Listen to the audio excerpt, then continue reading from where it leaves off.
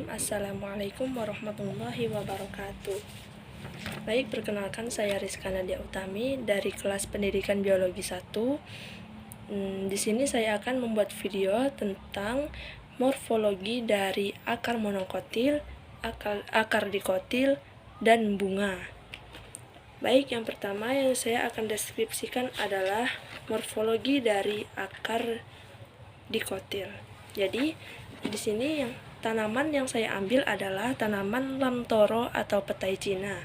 Jadi, petai Cina ini adalah golongan dari tumbuhan yang dikotil.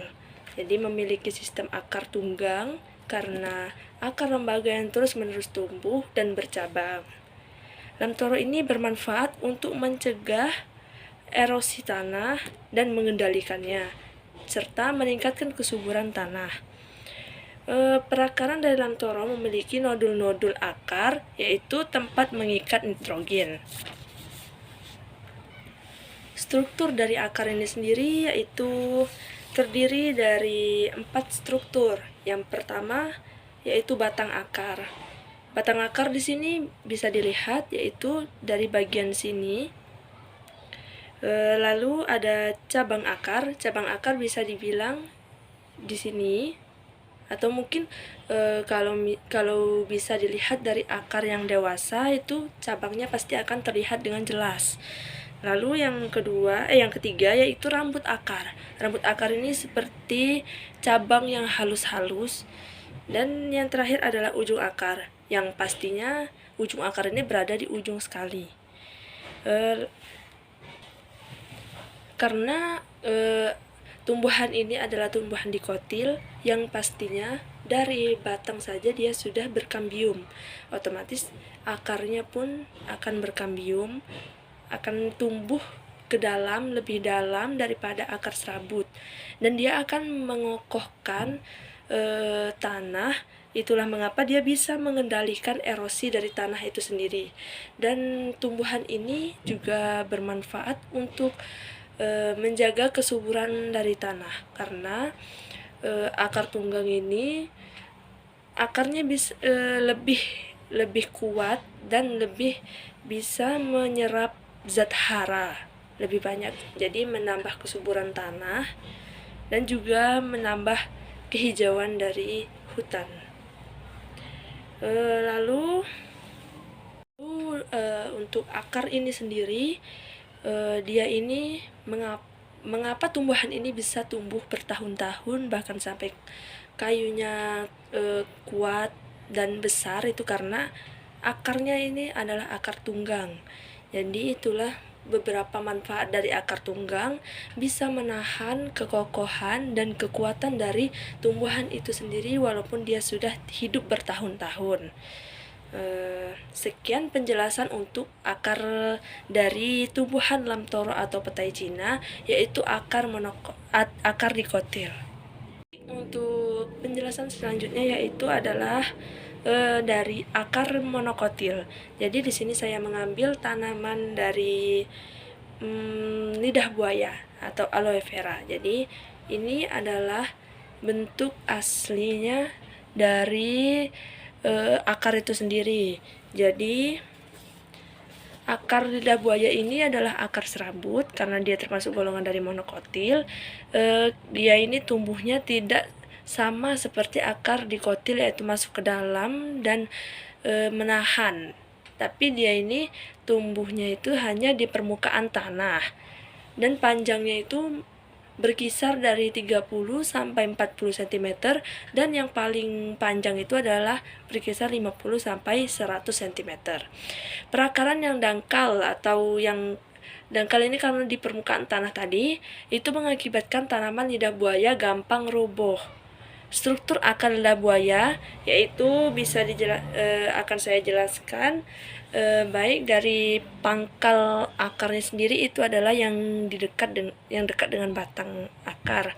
Lalu yang kedua ada cabang akar, yaitu bisa dilihat ini sangat jelas. Dan yang terakhir ada ujung akar. Ujung akar itu yang bagian ujung.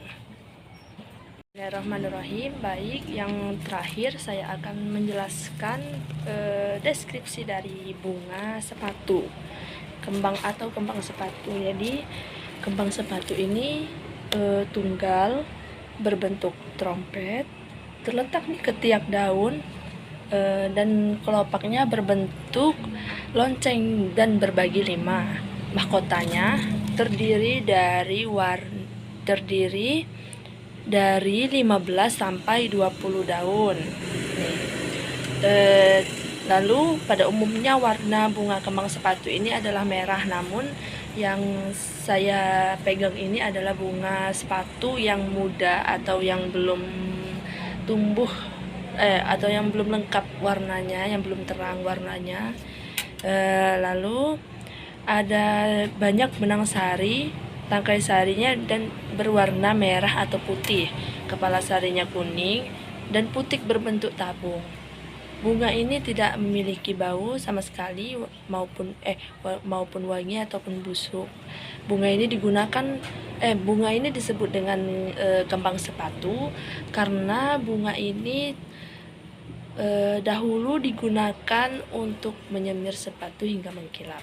Baik, untuk strukturnya sendiri dari awal ini di sini ada kelopak bunga.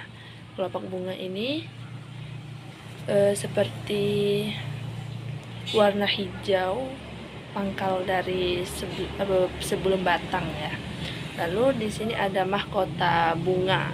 Jadi mahkota bunga ini yang dijelaskan tadi terdiri dari 15 atau 20 kelopak.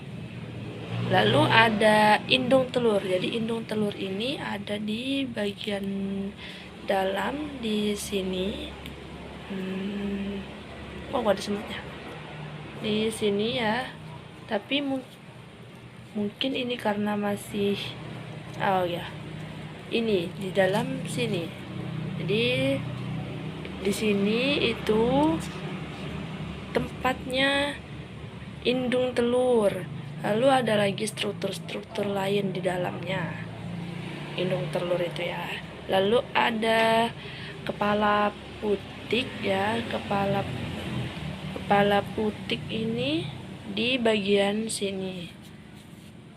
Dan leher putik ini, tadi leher putik atau batang putik itu dijelaskan warnanya merah. Nah, tapi ini karena dia masih muda, dari mahkotanya saja belum menjadi warna merah, maka dari tangkai putik atau leher putik ini juga belum mengikuti warnanya. Jadi warnanya masih muda, belum menjadi warna merah.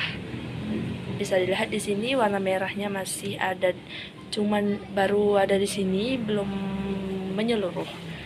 Lalu ada serbuk sari. Nah, serbuk sari ini sepertinya mungkin karena dia ini masih muda, jadi belum ada serbuk sarinya, baru ada tempat kepala putik dan leher putik.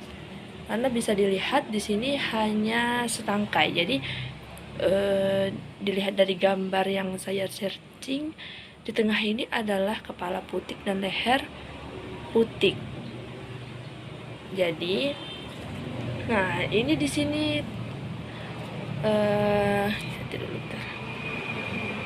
di sini ini adalah tangkai bunga, ini daunnya, dan ini batangnya.